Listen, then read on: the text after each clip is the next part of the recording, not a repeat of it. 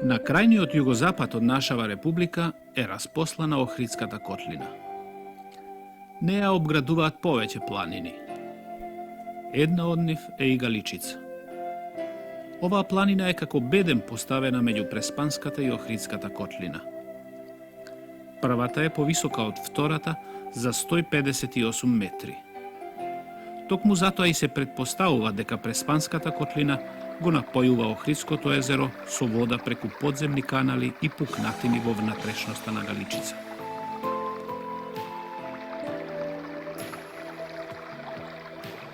Кај местноста Свети Наум има повеќе главни врутоци со изобилност поголема од 30.000 литри во секунда. Ова се и изворите на Црни Дрим.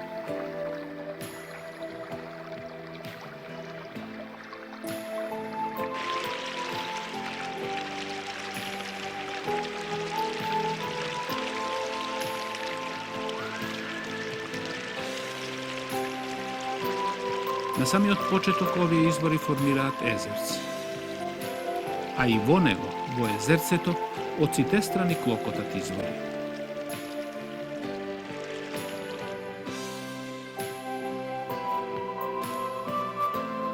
Праисконски мир владее на целиот предел од Малото езерце.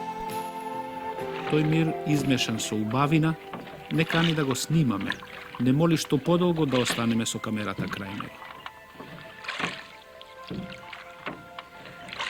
Растителниот и животинскиот свет што живее во водата која никогаш не го поминува 12-тиот степен на Целзиусовата скала е многу чуден и интересен. Создал единки кои се по форма необични, долги и разнобојни.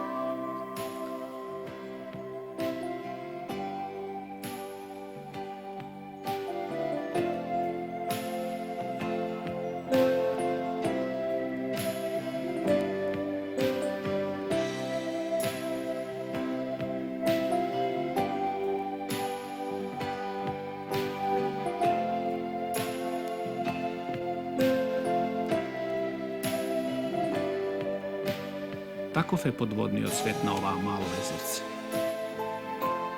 А на неговата површина играат езерски птици како да сакаат да ја надополнат глетката, а со тоа и убавината над пределот.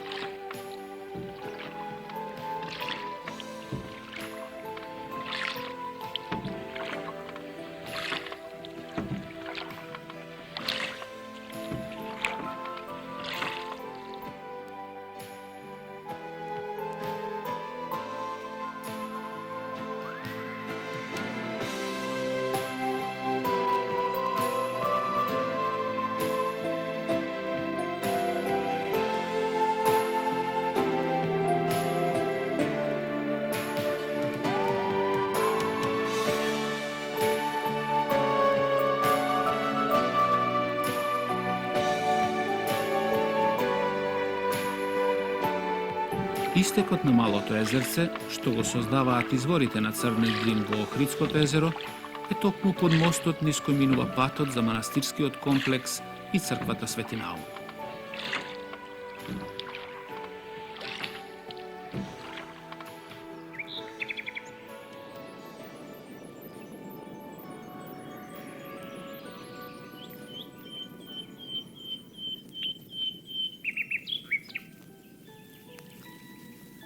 Словенскиот просветител Наум Охридски во Лихницките страни и Деволскиот ливон, крај Белото езеро, дошол во 893 година, во времето кога Климент бил поставен за епископ на Трембица или Белица. Тука тој учителствувал 7 години и го подигнал овој манастир со црквата посветена на чиноначалникот Архангел Михаил и на сите небесни сили.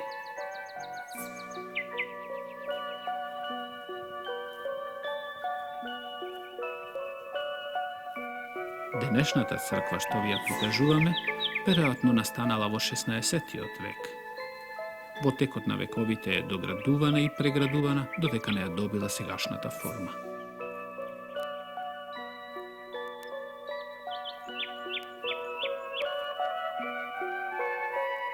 Доживеал мошне длабока старост, а пред крајот на животот се помонашил. počinal во декември 910 година и бил погребан овде, во неговиот манастир. Зографисана е капелата со гробницата на Свети Наум. Во горниот ред е прикажан циклусот Чудата на Свети Наум. Во народното предание Наум Охридски е доста познат како чудотворец. Во едно житие се наведува дека протерувал бесови, како и дека лекувал секакви рани и болести. Во црквата Свети Наум постојат повеќе фрески, икони, литографии и дрворези во кои Свети Наум е прикажан во разни позиции. Ете, на пример, на оваа фреска се гледа како тој прави лекови.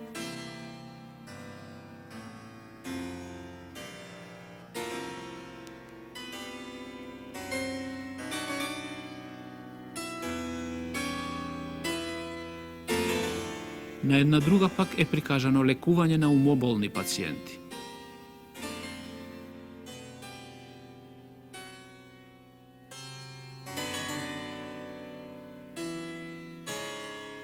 Неколку фрески има на кои е Наум прикажан како прави добрини на луѓето, лекува болни, скротува диви животни и ги маѓепсува луѓето со својата кроткост и разум. Хагеографските чуда што ги правел светецот се помногубројни во народното предание отколку што се прикажани во фрескосликарството. Особено во најразлични варијанти е прикажано преданието за мечката што ја припитомил Свети Наум и ја натерал да ора 3 години наместо волот што го изела, всушност додека не порасне младото јуне.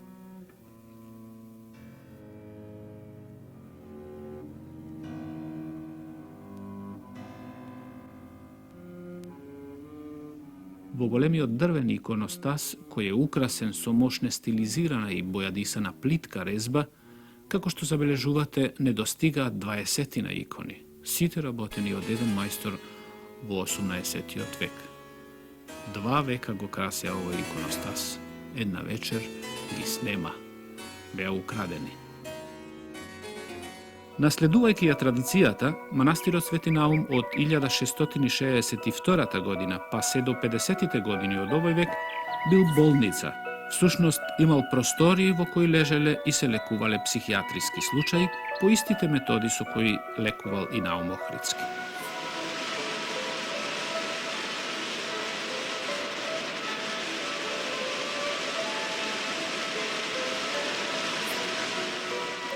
Ова е првиот километар на Црни Дрим како река. Натаму, низ Охридското езеро, 30 километри ќе биде невидлив. Иако велат дека во езерото е тој видлив од една одредена височина. Имено, ако се гледа езерото, ќе се забележи права линија низ целото езеро, чиј почеток е Свети Наум, а крај устата на Црни Дрим во Струга.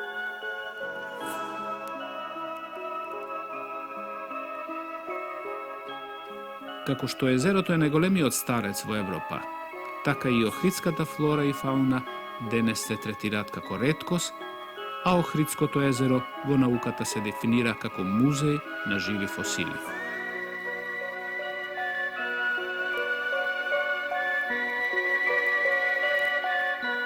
Овде природата била дарежлива, но и милозлива, па го зачувала езерото неговиот жив свет со флората и фауната да остане таков каков што бил пред милениуми години.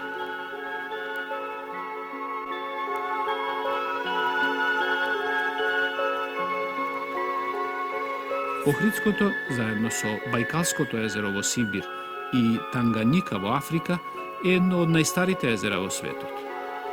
Неговата површина изнесува 348 квадратни километри, долго е 30 километри, широко 16 километри, а длабоко 286 метри.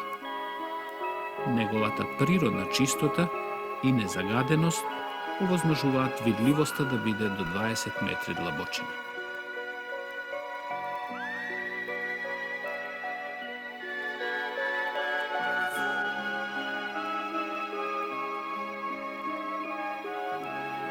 Надморската височина, над која се простира езерото, изнесува 700 метри. Има околу 156 сончеви денови во текот на годината, а температурата на водата во летните месеци достигнува до 24 Целзиусови степени.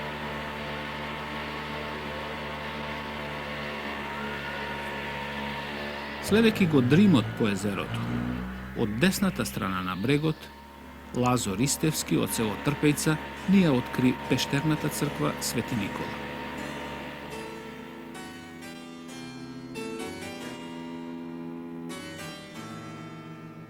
Никаде немавме прочитано за неа. Ги снимаме остатоците на средновековниот живопис, што имале можност да го видат само многу ретките рибари од овој дел на езерото, и критички размислуваме.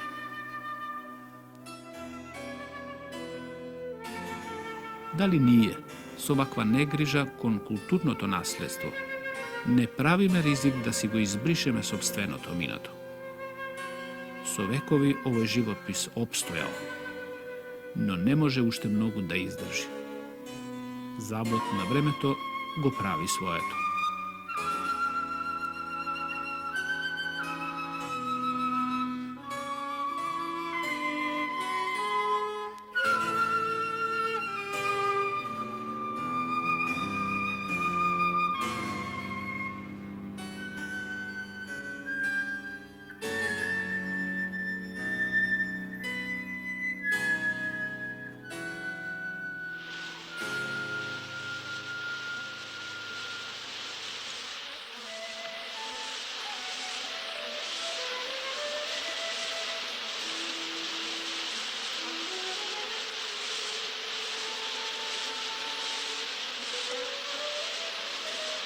Погрешно е мислењето дека Охридското езеро добива вода само од изворите на Црни Дрим.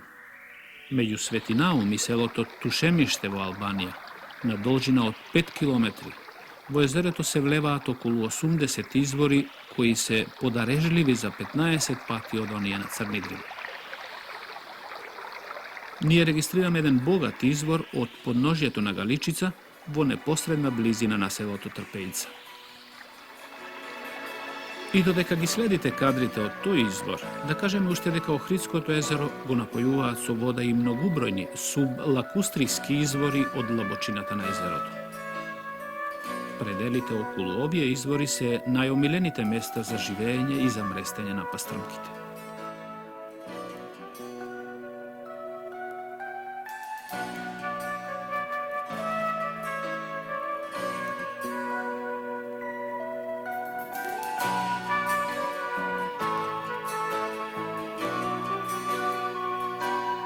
Нашиот водач по езерото Лазо Ристевски ни посочува една карпа и ни ја раскажува легендата за неа. Двајца браќа, вели тој, седеле на врвот од карпата и жолчно се карале. Во еден момент севнале и ножевите. Црвената крв што потекла како река, оставила неизбришлив белек врз белите камења.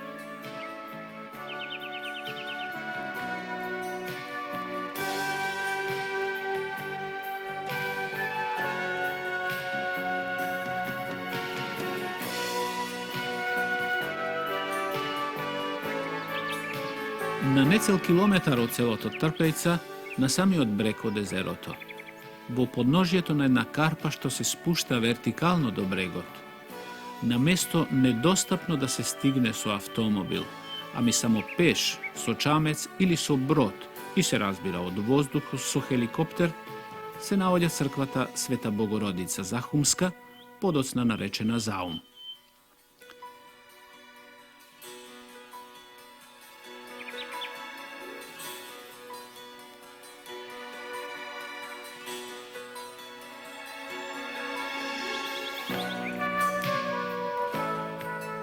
Изградена е во 1361 година. Ние ја бележиме заради архитектурата како е градена. Со своите елегантни форми, интересните детали и разните комбинации на фасадата изведени во Тула, се вбројува меѓу најубавите охридски цркви.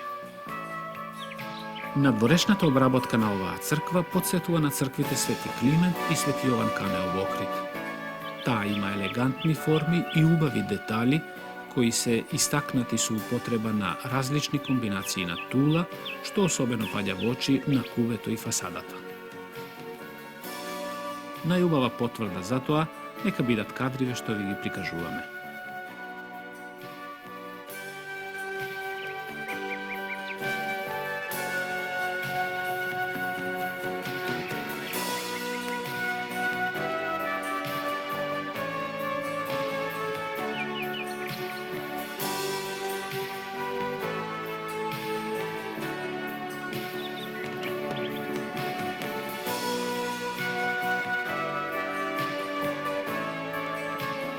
Охридското езеро има елипсовидна форма.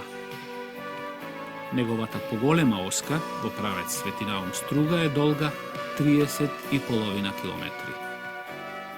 Ова езеро е и најдлабокото од сите други езера на Балканот. Во Охридското езеро се забележани 146 видови организми. Тие се ендемични и живеат во различни услови. И додека го следите риболовот со посредство на блинкер, да кажеме дека во Охридското езеро живеат 3 видови риби.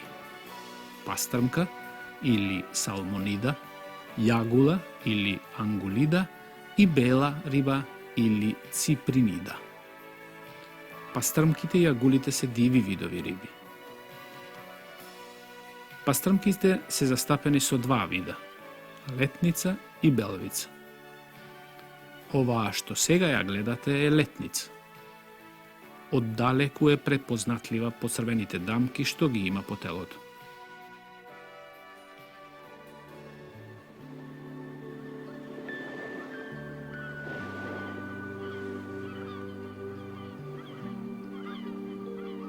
И охриѓани, и стружани, кога се зборува за пастрмката, ќе ве убедат со своите раскажувања дека летницата има 3 вариетета. Најпрвин летна, потоа пештанска, што живее и се лови најмногу во близината на селото Пештани, и струшка, што се лови во струшкиот дел на Охридското езеро. Струшката е и зимска.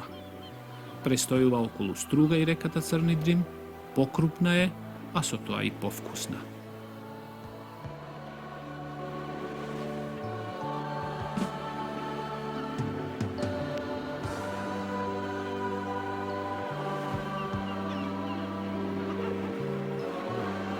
Годишното рибно производство на Охридското езеро изнесува околу 257.000 килограми.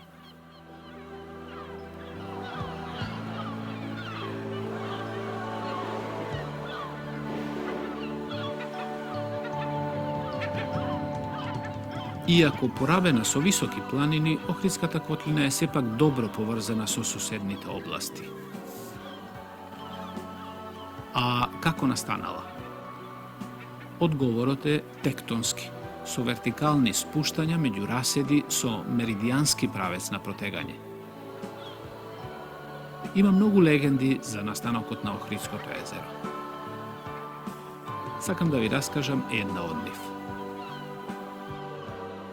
Во одамнешни времиња, вели легендата, Охридската котлина била рамница.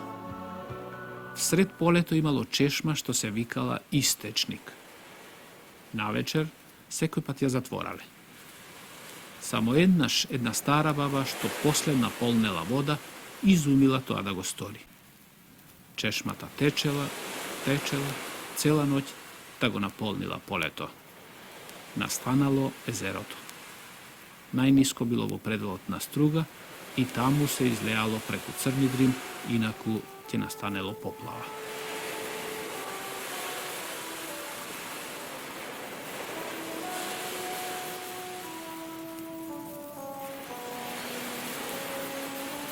Некогашниот Илирски и антички центар и едно од најстарите жаришта на старата словенска и средновековна култура, стариот Лихнидост, а сегашен Охрид, е еден од живите градови на брегот од Охридското езеро.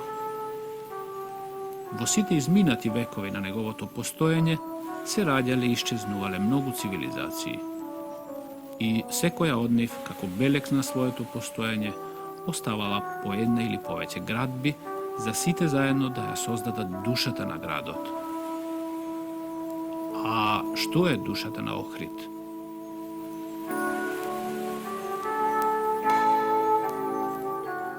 Дали е можеби Самуиловата тврдина, што го зафаќа целиот Охридски рид и представува еден од најголемите средновековни градови на територијата на Македонија.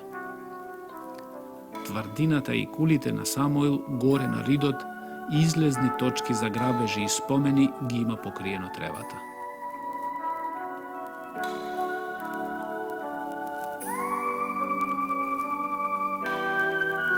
Долу, во подножјето на кулите и тврдината, благородниот Охрид ги распослал куќите со убави сводови и керамиди, радост за очите на посетителот.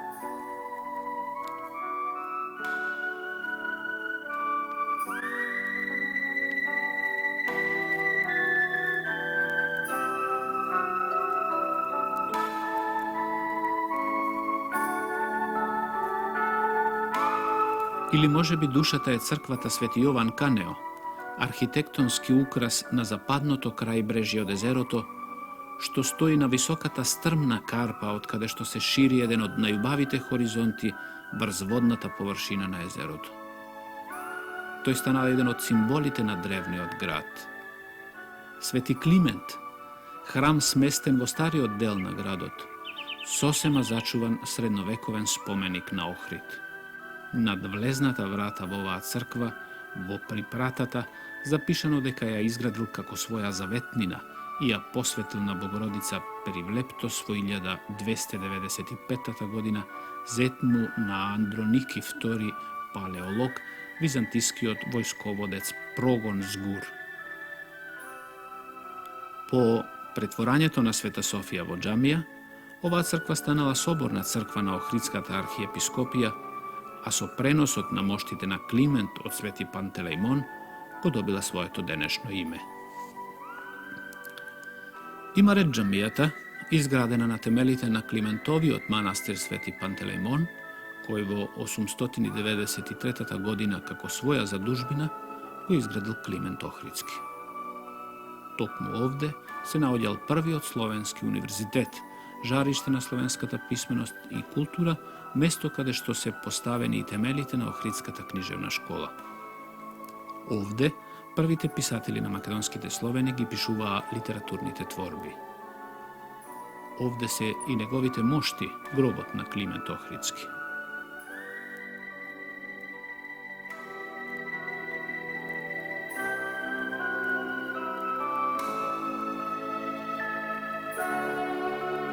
Или можеби душата на Охрид е големата базилика Света Софија, најголемиот и најзначајниот зачуван културно-историски споменик на Охрид, без кој не може да се замисли ниедна антологија на сликарството од средниот век.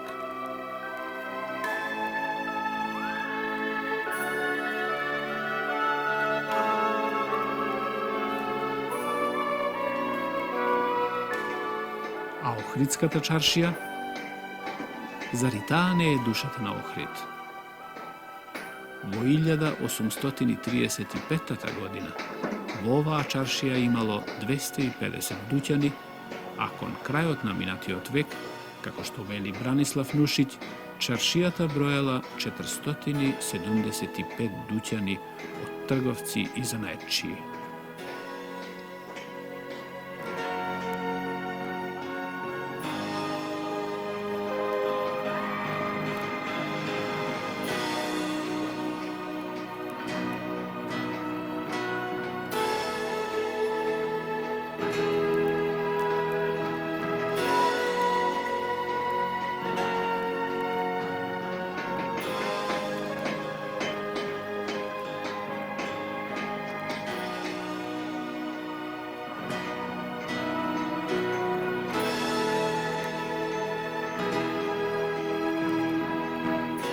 И сепак, душата на Охрид е и Самуиловата тврдина, и Свети Јован Канео, и црквата Свети Климент, и базиликата Света Софија, во која во летните месеци секоја година звучи музиката и поезијата, и има ред џамијата изградена на темените на Климентовиот манастир Свети Пантелејмон, но и Охридското Бело езеро.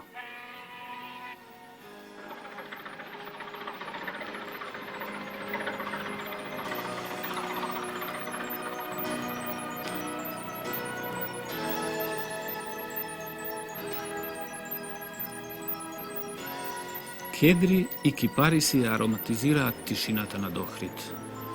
И навечер, кога дува ветрец, особено оној од кај Канео, чиниш дека го чади неговите рапсодии со темјан и со нежен шепот и дека вели: душата на Охрид, тоа сум јас.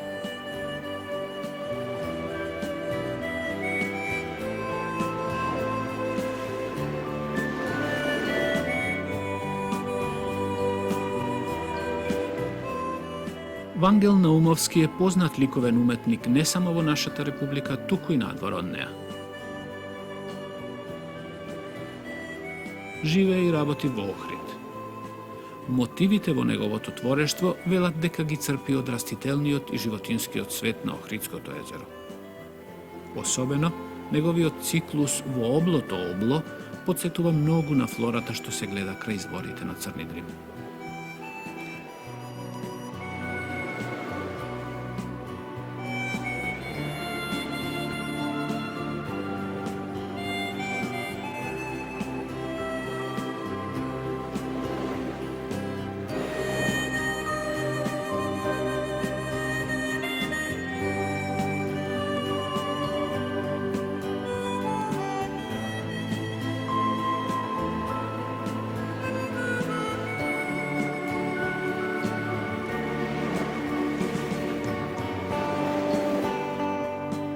Обкружено од сите страни со високи планини, Охридското езеро восхитува со извонредната природна убавина. А и водата на Охридското езеро секогаш бистра ја менува својата боја. Еднаш е бела, друг пат е затворено сина и модра или небесно сина.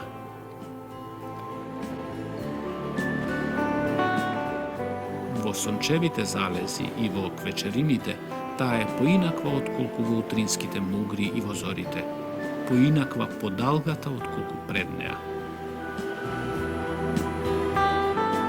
Тоа менување на боите на езерото му дава посебна привлежност и секогаш го прави живо, пријатно и поинакво пред љубопитните гледачи.